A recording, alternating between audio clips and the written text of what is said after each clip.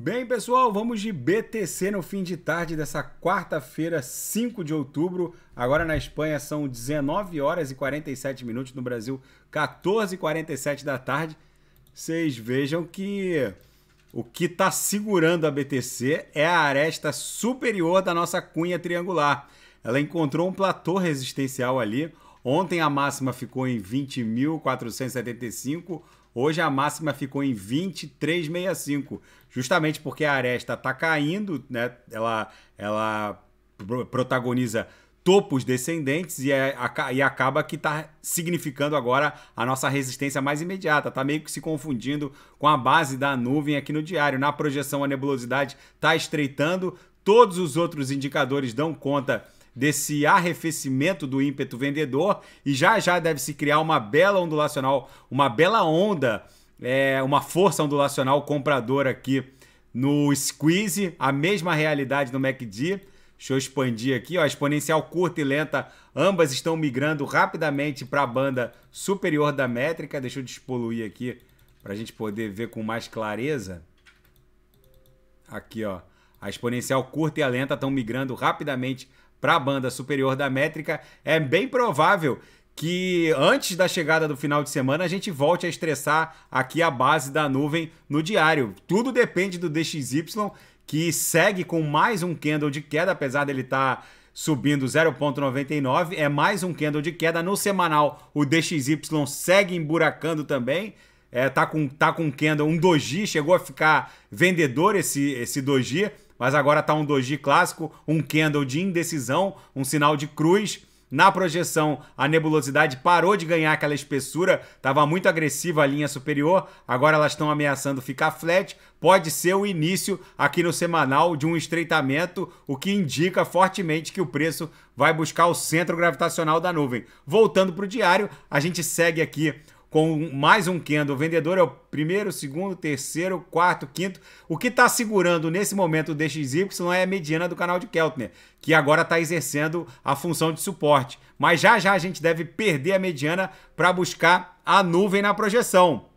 Na banda de VWAP mensal, a gente abriu um candle comprador aqui com o corpo real protuberante em relação ao corpo real do candle comprador de ontem, 4 de outubro, o que indicia que o ímpeto comprador dessa pernada impulsiva não terminou. Não houve o engolfamento, porque se houvesse um engolfamento, como aqui, a gente poderia ver uma perda desse ímpeto comprador. Então, como o corpo real desenhou aqui, está realizando uma protuberância em relação ao corpo real do candle anterior, é bem provável que o próximo candle de amanhã, do dia 6, abra com o corpo real protuberante em relação a esse, para cima, né? Avançando para os quadrantes mais tópicos aqui da métrica. No intraday, a BTC foi absolutamente didática. Lambemos a lower, voltamos para VWAP, lambemos a upper, voltamos para VWAP, e foi assim o dia inteiro. Quando a BTC deu essa esgarçada aqui na lower, a gente ofertou os sinais e aí ela voltou para VWAP. Logicamente que os sinais fecharam rapidamente. Só falta um sinal fechar para o SDT, os outros todos já fecharam.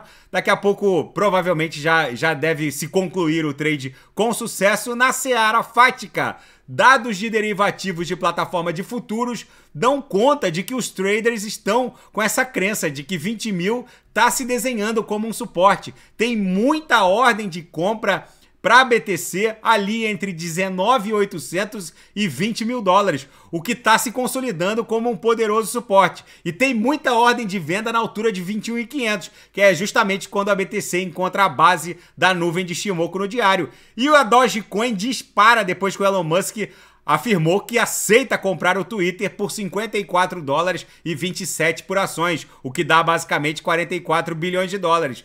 Muitos analistas acham que o Elon Musk vai migrar a plataforma para o Web3. Inclusive, o Twitter ele já é capaz de fazer o link com o wallet da rede Ethereum através de um MetaMask ou um Trust Wallet e fazer a upagem de NFTs verificadas. Já é possível fazer isso, mas o Elon Musk ele quer mesmo migrar a plataforma para o Web3 e existe a especulação de que a Dogecoin seria a moeda de monetização dos posts. E isso acabou turbinando a cotação da Dogecoin. E o Lula diz que o Banco Central deve criar regras para as criptomoedas. Segundo ele, se for eleito, é indispensável que o Banco Central brasileiro crie regras claras para o mundo cripto, mas na minha leitura isso não depende só do Banco Central. O Banco Central pode regulamentar, mas criar um marco legal para os criptoativos, regulamentando tintim por tintim, tem que provir da Casa Legislativa. O Banco Central ele é limitado na sua capacidade no seu espectro fiscalizatório e regulamentar. E o JP Morgan prevê o petróleo subindo mais de $100 por barril a partir do preço atual, se algumas condições forem verificadas. Entre elas, é preciso que o dólar norte-americano se estabilize o mais rápido possível e a Arábia Saudita precisa normalizar a sua produção em torno de 11 milhões de barris dia. Depois que o Joe Biden fez aquela visita translocada pro Mohammed bin Salman lá na Arábia Saudita, o MBS recebeu o Joe Biden com aquele cumprimento de punho e foi, na verdade, uma grande humilhação, porque o Joe Biden voltou para os Estados Unidos e o que o MBS fez? O Mohammed bin Salman, o príncipe herdeiro saudita, se aliou ao Vladimir Putin e numa reunião da OPEP cortou a produção de petróleo. E agora eles cortaram novamente em mais 2 milhões de barris dia. Desde o início, antes do início dessa crise russo-ucraniana, eu já havia reportado aqui no canal a brutal proximidade entre o MBS, o Mohammed bin Salman e o Vladimir Putin. É só uma consequência daquilo que eu já havia percebido lá atrás. Fora o fato de que o Joe Biden e a sua vice, a Kamala Harris, ficaram a campanha inteira acusando o MBS de ter assassinado um jornalista no consulado saudita em território turco, o Jamal Khashoggi. E o MBS nunca teria perdoado o Joe Biden e a sua vice, Kamala Harris. Um país que depende de petróleo não pode fazer isso com seu príncipe herdeiro da nação com a maior capacidade de produção de óleo do planeta. A Ucrânia retoma mais territórios ao sul e num ataque relâmpago também ao leste. O Kremlin prometeu recapturar todos os territórios perdidos pelas forças de Kiev. Essa guerra não me parece que vai terminar bem. Agora entra dentro do espectro da inteligência norte-americana e da OTAN a possibilidade de uso de armas nucleares táticas. Na minha leitura, esse embate de forças com o forte financiamento por parte da OTAN em favor de Kiev e em favor da Ucrânia pode sim obrigar o Vladimir Putin a fazer uso de armas nucleares táticas. Vamos ver como isso vai se desdobrar.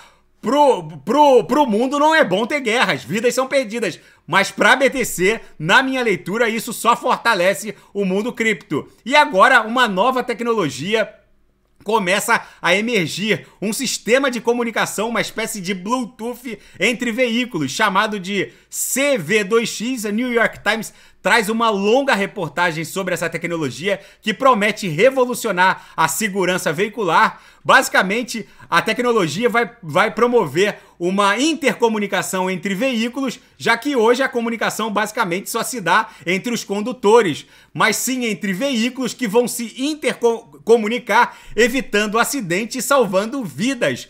Segundo os devs, os desenvolvedores dessa nova tecnologia, o que faltava mesmo para toda esse cabedal tecnológico alterar a segurança no transporte veicular era a comunicação, uma espécie de Bluetooth entre veículos. E agora, com o surgimento de carros autônomos, o nível dessa tecnologia efetivamente subiu para um outro patamar. E os condutores serão paulatinamente relegados a um segundo plano. O fato é que todos os veículos caminham para, na prática, sim, serem autônomos e se intercomunicar entre eles. É o novo normal, é bem provável que isso vá acabar rodando em blockchain, mas o fato é que o mundo tá maluco, o Putin tá maluco, a BTC segue acumulando muito forte. O que tá segurando a BTC nesse momento é a base da nuvem de Shimoku no diário e a aresta superior da nossa cunha triangular. Se amanhã o DXY der mais uma emburacada, vocês podem ter certeza que a gente vai avançar e incursionar para dentro da nuvem. Vai ser muito bom porque a nuvem segura o preço, a base dela vai passar a ser um suporte. a linha superior uma resistência, talvez a gente forme uma subfigura triangular aqui durante o final de semana para aí sim explodir e buscar essa camada congestional em 30 mil dólares. Tá bom, pessoal? Fiquem com Deus, se nada fugir do script, eu volto amanhã para analisar a própria BTC e quem quiser sugerir alguma análise é só colocar nas mensagens abaixo. Fiquem com Deus, até amanhã, grande abraço.